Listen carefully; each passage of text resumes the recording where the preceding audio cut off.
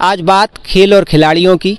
हम मुलाकात करेंगे एक ऐसी उड़न परी से जिसने 32वीं best zone junior athletics championship जो कि छत्तीसगढ़ में आयोजित हुई थी, अंडर 18 100 मीटर दौड़ में ब्रॉन्ज मेडल हासिल करके मध्य प्रदेश का नाम पूरे भारतवर्ष में रोशन किया। ऐसी बिटिया का नाम है तनु शर्मा, जो कि विदिशा ज़िले की गंज बासोदा की निवासी हैं। बहुत बहुत स्वागत है तनु आपका।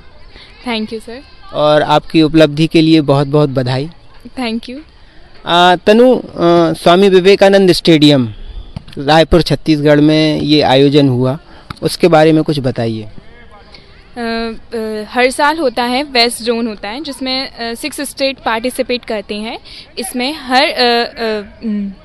हर स्टेट के बच्चों को एथलेटिक्स में पार्टिसिपेट करने का मौका मिलता है।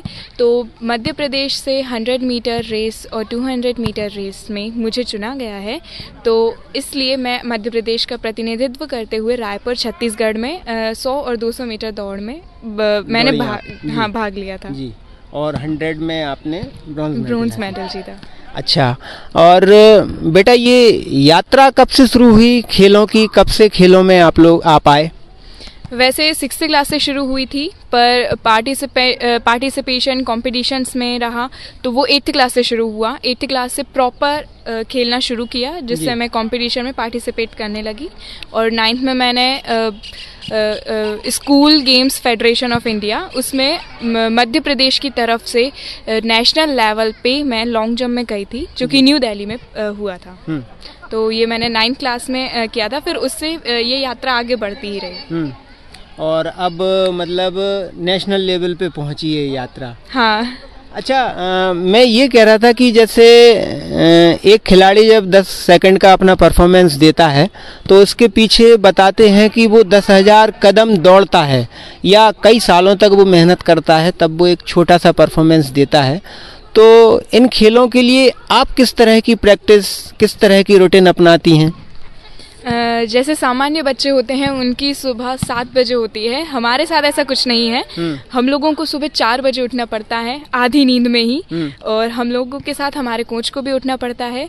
वो हम लोग सुबह 4 से 7 प्रैक्टिस करते हैं, 7:30 बजे स्कूल जाते हैं और शाम 4 बजे हमारा दिन यहीं ढलता है, यहीं से उगता है। मैदान पर ही? मैदान पर ही। तो हमारा सब कुछ ही मैदान है।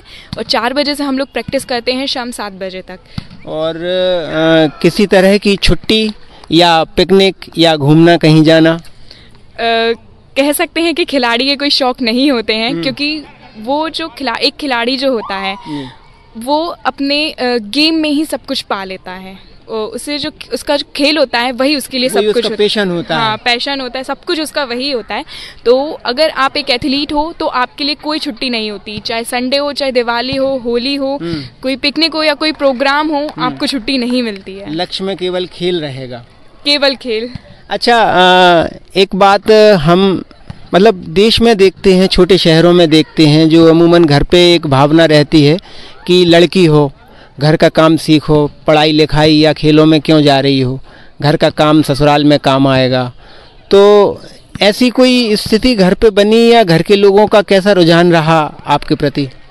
नहीं, ऐसा कुछ नहीं है। हमारे घर में सब एजुकेटेड हैं और सब यही चाहते हैं कि जो बच्चे हैं हमारे घर के, वो जिस फील्ड में जाना चाहें उस फील्ड में उनसे बेहतर कोई ना हो, सर्वश्रेष्ठ रहें वो। और कभी भी मुझे किसी भी चीज़ के लिए मना नहीं किया गया है।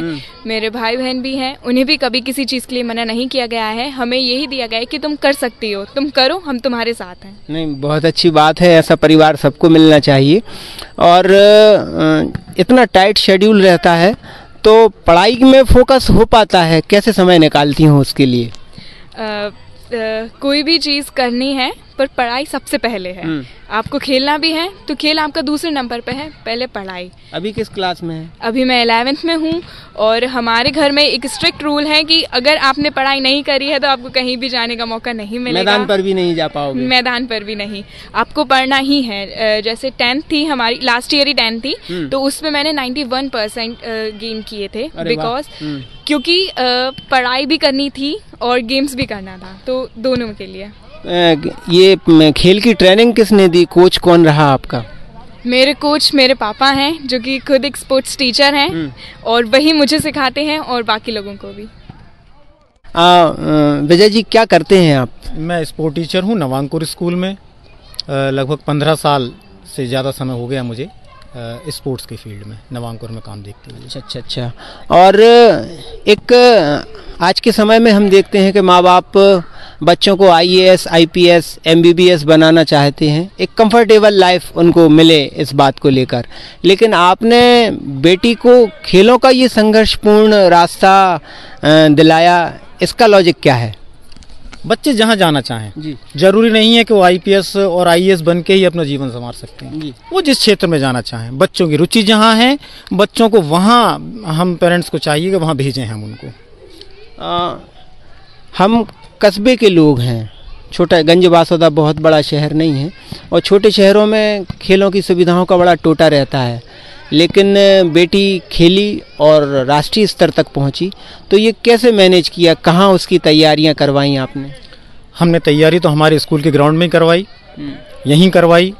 और जहाँ तक अभाव का प्रश्न है, अभाव कुछ नहीं होता है आदमी की जिद के आगे, आदमी के समर्पण के आगे, और ये सब तो चलता रहेगा। हम अभावों को ही अगर देखते रहेंगे तो फिर हम आगे अपने सपने पूरे कैसे करेंगे, हमारे बच्चे आगे कैसे निकले, उनके सपने पूरे कैसे होंगे? संघर्ष करके ही जीत प्राप्त कर सकते हैं। अभाव तो बने रहेंगे हमेशा। विजय जी, आप खेल के क्षेत्र में इतने लंबे समय से हैं और सब कुछ बारीकी से आपने देखा है। हम देखते हैं कि खेलों के परफॉर्मेंस की स्थिति या खिलाड़ी जिस गति से निकलना चाहिए, जिस क्वालिटी से निकलना चाहिए, वो स्थिति उत्साहजनक हमारे आसपास नहीं दिखती है, तो इसका क्या कारण है? इसका कारण ये है कि बच्चा जिस क्षेत्र में जाना चाहता है, एक तो हम वहाँ जाने नहीं देते और अपने खुद के सपने बच्चों से पूरा करवाना चाहते हैं। बच्चों के खुद के सपने हैं, बच्चे के खुद का एक फील्ड है जहाँ वो जा सकता है और बेहतर परफॉर्मेंस कर सकता है, हम उसे चुने। अगर बच्चा स्पोर्ट्स में बहुत अच्छा है तो हमें उसे स्पोर्ट्स करवाना चाहिए, हम सबको उसके साथ सपोर्ट करना चाहिए, मेहनत करना चाहिए, तो उस क्षेत्र में बच्चा जरूर आगे जाएगा जिस क्षेत्र में बच्चे की रुचि है। नहीं, पढ़ाई बहुत अच्छी बात है, बड़ी बड़ी कोचिंग्स हैं और गाइडेंस मिलता है, लेकिन हम जब खेल की बात करते हैं तो हम ये कैसे कर पाएंगे कि हमारे शहर से भी हिमा दास निकले, दुती चांद निकले, साक्षी मलिक निकले, मैरी कॉम निकले, PT ऊषा निकले? उसके लिए क्या प्रयास होना चाहिए? एक समूल प्रयास क्या हो? समूह प्रयास, यहाँ पर ट्रैक हो, स्टेडियम हो, यहाँ पर जिम हो, यहाँ पर ट्रेनर हो, यहाँ पर बच्चे को वॉच करने वाले, जो ग्रास रूट पे मेहनत करने वाले कोचेस हैं, उसकी कमी है। एक अकेला व्यक्ति ज़्यादा कुछ नहीं कर सकता है, जितने भी मेहनत करना है वो सारे बच्चों के साथ सामूहिक प्रयास करना चाहिए। गांव पर, हमारे कस्बे के स्तर पर कंपटीशन मिलना चाहिए बच्चों को। जितना ज़्यादा कंपटीशन बच्चों को मिलेगा, बच्चा उतना बेहतर होता चला जाएगा। हमारे गंज बासौदा में ट्रैक नहीं है, ट्रैक होना चाहिए, और भी मूलभूत सुविधाएँ हैं, डाइट की है, पेरेंट्स के जागरूक होने की बात है। पेरेंट्स जागरूक नहीं है, समझते खेलना कूदना ठीक है, टाइम पास कर लिया, अब खेल लिया, अब पढ़ने बैठ जाओ जी। तो पढ़ाई तो ज़रूरी है, वो बेसिक चीज़ है, वो बहुत महत्वपूर्ण चीज़ है, पढ़ाई होना ही चाहिए। और जहाँ तक हमारा प्रश्न है कि हमारे लगभग जितने भी बच्चे निकले हैं सब पढ़ाई में बेहतर रहें, सबका प्रदर्शन दोनों में अच्छा रहेगा। शासन प्रशासन की ओर से तो प्रतियोगिताएं और फंडिंग्स वगैरह होती रहती है, प्रचार प्रसार भी हम काफ़ी देखते हैं, फिर ये स्थिति कैसे बनी? अब इसके बारे में तो मैं कुछ नहीं कह सकता, लेकिन हमने और जितने भी हमारे स्पोर्ट टीचर हैं नगर के और हमारे खिलाड़ी जो बच्चे हैं, हमने लगभग सभी के दर पर जाकर ये बात बोली है कि हमें स्टेडियम दें, हमें जिम दें, हमारे लिए सुविधाएं उपलब्ध कराएं जी। लेकिन अभी तक तो वो सब चीज़ें दिखती नहीं हैं। हाँ, एडवर्टाइज में जरूर काफ़ी कुछ होता है, लेकिन मूलभूत सुविधाएं तो आप देख ही रहे हैं और सभी लोग देखते हैं कि स्पोर्ट्स के क्षेत्र में बासौदा में स्टेडियम का बहुत बहुत ज़्यादा अभाव है। नहीं, हम दुआ करते हैं कि ये बात शासन प्रशासन के कानों तक पहुँचे और इस उपजाऊ ज़मीन से तनु शर्मा जैसी प्रतिभाएं और निकलें और राष्ट्रीय स्तर पर वो अपना, अंतर्राष्ट्रीय स्तर पर अपना नाम रोशन करें। मैं आप दोनों को बहुत बहुत बधाई देता हूं। धन्यवाद। Thank you. अगर किसी लक्ष्य को प्राप्त करने के लिए जोश, जुनून और जज्बा हमारे पास है तो छोटे शहर की बड़ी बाधाएं भी हमारा रास्ता नहीं रोक पाएंगी। ये बात तनु शर्मा की उपलब्धि ने साबित कर दी है। लेकिन इस मुलाकात ने एक यक्ष प्रश्न भी हमारे सामने दिया है कि हम कस्बों में इस उपजाऊ ज़मीन में खेल प्रतिभाओं के लिए अच्छे ट्रैक दे पाएँ, अच्छे कोचिंग सेंटर दे पाएँ, अच्छे स्टेडियम दे पाएँ। ये हमारे समाज, हमारे जनप्रतिनिधि, शासन और प्रशासन की जिम्मेदारी बनती है।